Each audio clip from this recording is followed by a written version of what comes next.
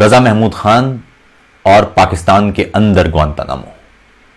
پاکستان پر لگتا ہے ایک خلائی مخلوق حملہ آور ہو چکی ہے، جو اس ملک میں سوچنے سمجھنے والوں، سوال کرنے والوں، امن کی بات کرنے والوں، دستور کی بالادستی کے لیے آواز اٹھانے والوں یا حقوق مانگنے والوں کو ایک ایک کر کے گمشدہ کر رہی ہے۔ 9/11 کے بعد کسی مقدمے، کسی گرفتاری، کسی پرچے اور کسی عدالتی سماعت کے بغیر ہی لوگوں کو دنیا بھر سے اٹھانے اور گوانتانامو کے حراستی مرکز میں رکھنے کا سلسلہ امریکہ نے شروع کیا تھا۔ اس کے بعد امریکی سرزمین سے باہر ایک بحری فوجی اڈے کا استعمال کیا گیا تاکہ ملکی قوانین کا نفاذ ان قیدیوں پر نہ ہو سکے اور انسانی حقوق کی بدترین خلاف ورزیوں پر کسی امریکی فوجی، CIA ایجنٹ، عہدیدار یا اہلکار کی کوئی پوچھ تاچھ نہ ہو۔ دنیا بھر میں CIA کے ایجنٹوں کی نگرانی میں کرائے کی فوجوں اور جاسوسوں کے منہ ڈالروں سے بھرے گئے اور گوانتانامو میں دنیا کی بدترین جیل آباد کی گئی، جو صرف امریکہ ہی نہیں بلکہ تمام انسانیت کے لیے توہین کا ایک ایسا کلنک ہے جس کی مثال نہیں ملتی۔ پھر امریکی سرزمین سے باہر دیگر مقامات بشمول ابو غریب عراق اور بگرام افغانستان میں ایسی ہی جیلیں بنا کر انسانیت کے ضمیر پر وار کیے جاتے رہے، اور یہ وہ سیاہ داغ ہیں جو نہ امریکہ کبھی دھو سکے گا اور نہ پوری انسانیت۔ پاکستان پر ان دنوں بہادر کمانڈو کی حکومت تھی، وہ کمانڈو جو اپنے شہر کو محصور کر کے ناز کرنے کو تمغہ سمجھتے ہیں۔ انہوں نے دیکھا کہ گوانتانامو میں تو یہ ایک نہایت عمدہ مثال قائم ہو چکی ہے اور ہمیں بھی اس امریکی آشیرواد والے کھیل سے بھرپور استفادہ کرنا چاہیے۔ اس سے قبل ہمارے ملک میں سیاسی قیدی ہوا کرتے تھے، یعنی آمروں کے اقتدار پر ناجائز قبضے کے خلاف آواز اٹھانے والوں کو جھوٹے مقدمے قائم کر کے جیلوں میں ڈال دیا جاتا تھا، اور ضیاء الحق کو چونکہ اپنے حریفوں کو مذہبی مار مارنے کی عادت تھی، اس لیے وہ اپنے جابرانہ اور آمرانہ دور پر تنقید کرنے والوں کو ریاست کا باغی قرار دیتا یا کوئی اور الزام عائد کرتا اور پھر ان قیدیوں کو کوڑے مار کر خود کو خدا کی بارگاہ میں سرخرو سمجھا کرتا تھا۔ مشرف نے دیکھا کہ سیاسی قیدی بنانے یا لوگوں کو جھوٹے پرچوں میں اندر ڈالنے سے بھی بعض اوقات کام نہیں چلتا، اور خصوصاً میڈیا بریکنگ نیوز کے چکر میں پڑ چکا ہے۔ اس پر ڈالر والی سرکار امریکہ خود یہی کچھ کر رہا ہے، تو کیوں نہ یہاں بھی یہی کام شروع کیا جائے۔ امریکہ میں تو چلو کم از کم اپنی سرزمین پر اپنے دستور کی بالادستی ہے، مگر پاکستان میں فوج کے سامنے کون سا دستور اور کون سا قانون؟ ہمیں تو کسی گوانتانامو، کسی ابو غریب، کسی بگرام کی ضرورت نہیں۔ ہم تو اپنی ہر چھامنی کو گوانتانامو بنا سکتے ہیں، ہمیں کون پوچھنے والا ہے؟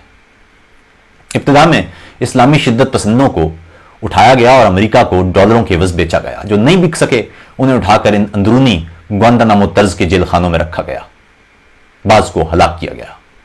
پھر مزید کچھ عرصہ گزرا، مولوی تو خیر کسی عامر کے سامنے کیا بولتے، وہ تو خود صدر کو وردی میں قبول کرنے والا بل تک منظور کروا چکے تھے۔ کسی لبرل، کسی قوم پرست، کسی سول سوسائٹی یا معاشرے کے کسی اور طبقے کی طرف سے بھی کوئی زیادہ شدید مزاحمت نہ ہوئی تو اس انسانیت سوز راستے کو اس نعرے کے ساتھ قوم میں فروغ کر دیا گیا کہ کچھ کیا ہوگا تو اٹھایا گیا ہے۔ کسی بیچارے بھولے نے دستور کی دہائی دی تو اسے کہا گیا دستور کچھ نہیں ہوتا، ملک رہے گا تو دستور بھی رہے گا۔ اس لیے ملک کو بچانے کے لیے دستور اور قانون کے چیتھڑے اڑائے جا سکتے ہیں۔ 70 سال کے عرصے میں عدالتوں سے اتنے PCO کے حلف اٹھائے جا چکے تھے، اور عدالتوں کے اپنے کارندے اور جج اپنے کندھوں پر نظریہ ضرورت کا اتنا بوجھ اٹھا چکے تھے کہ وہ بیچارے قانون کی دیوی کی آنکھوں سے پٹی اتار کر خود اپنی آنکھوں پر باندھ چکے تھے، اور قانون جو بلا امتیاز عدل کرنے کے لیے اندھا تھا، اس نے معصوم لوگوں کی چیخیں، انصاف انصاف پکارنے والی دہائیاں، عدالتوں کے باہر خود سوزیاں اور ماؤں کی دہائیاں سننے سے بچنے کے لیے بہرا ہونے کو بھی پسند کر لیا۔ کہتے ہیں بندہ بدلتا ہے، ڈنڈا نہیں بدلتا۔ سو عامر حسب روایت اپنے 10 سال لگا کر دیس کے ادارے توڑ کر چلتا بنا، مگر اس دوران فوجی اسٹیبلشمنٹ نے یہ گر سیکھ لیا تھا کہ اقتدار پر قبضے کے لیے مارشل لا کی ضرورت نہیں ہوتی۔ سیاستدان جب سارے وہی ہیں جو خود ہماری گودوں سے نکلے ہیں، جن کو ہم نے خود بریف کیس دے رکھے ہیں اور انہوں نے وصول کیے ہیں، تو پھر ایسا کوئی سیاستدان وزیر اعظم بن بھی جائے تو اقتدار اسے تھوڑی منتقل ہوتا ہے۔ دوسرے لفظوں میں یوں کہہ لیجئے کہ اقتدار کا مطلب اختیار تھوڑی ہوتا ہے۔ اگر کسی جگہ اختیار کوئی مانگے گا تو اس کی فائل کھول دی جائے گی۔ سو اقتدار پنڈی میں رکھا جائے گا، خارجہ پالیسی پنڈی میں بنے گی، داخلہ پالیسی پنڈی میں بنے گی، تعلیمی پالیسی پنڈی میں بنے گی، اقتصادی پالیسی پنڈی میں بنے گی۔ اور گالیاں دینے کے لیے، گالیاں کھانے کے لیے یہ ہمارے پیدا کردہ سیاستدان موجود ہوں گے، ان کو آگے کر دیا جائے گا۔ یہ نسخہ کامیاب بنانے کی راہ میں واحد رکاوٹ وہ افراد ہو سکتے تھے جو نصابی کتب میں 30 سال سے مسلسل جھوٹ پڑھانے، مست شدہ تاریخ میں غرق کرنے، سائنس اور ریاضی کو علم نجوم اور جوتشیوں کا کاروبار میں بدل ڈالنے اور تحقیق اور جستجو کا صفایا کر کے پکے پکائے اندازوں کا کائناتی سچ بنا کر پیش کرنے اور دھرتی کی کوکھ کو عقل و فہم کے لیے بانجھ کر دینے کے باوجود کہیں کہیں سے سوال کرنے، حقوق مانگنے، قانون کی بالادستی کی بات کرنے، جمہوری اداروں کی تعمیر کرنے کی آوازیں اٹھانے والے اگ رہے تھے۔ اب بھی اس بانجھ پن کے دور میں بھی کم تھے، مگر پھر بھی پیدا ہو رہے تھے۔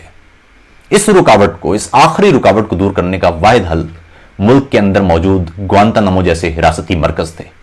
یعنی اس صورتحال میں دماغ میں پیدا کیے ہوئے یہ کتنے ہوں گے، جو یہ دماغ والے لوگ ہوں گے کتنے، یہ جو مٹھی بھر ہیں انہیں بس اٹھا لیا جائے گا۔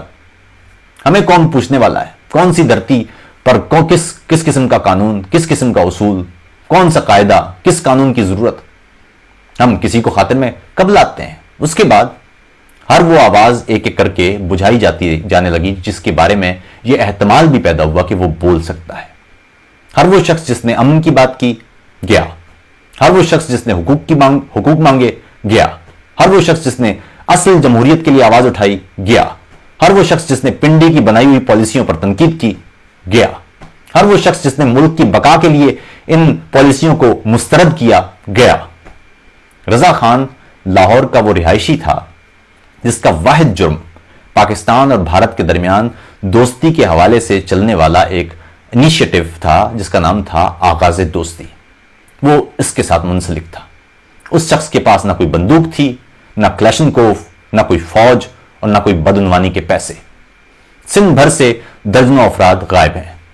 خیبر پختونخوا، قبائلی علاقہ جات، گلگت بلتستان، بلوچستان، یعنی دیش کے ہر علاقے سے ایسی ہر آواز جو حکمرانوں، ان کی پالیسیوں، ان کی قانون شکنیوں کے خلاف اٹھی، اسے اٹھایا گیا، اٹھایا جاتا رہا اور اٹھایا جا رہا ہے۔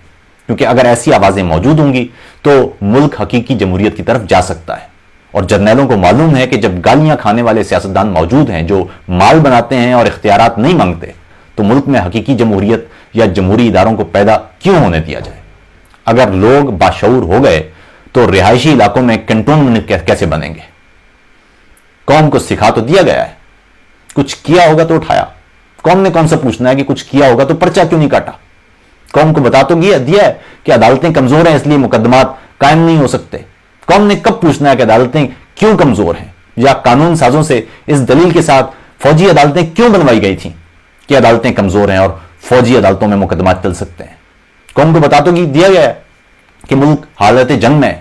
قوم نے کب پوچھنا ہے کہ ملک حالت جنگ میں کیوں ہے اور کس کی پالیسیوں کی وجہ سے ہے؟ قوم کو بتا تو دیا گیا ہے کہ ملک رہے گا تو دستور اور قانون رہیں گے۔ قوم نے کب پوچھنا ہے کہ اگر دستور اور قانون ہی نہیں رہے گا تو ملک کیسے رہے گا؟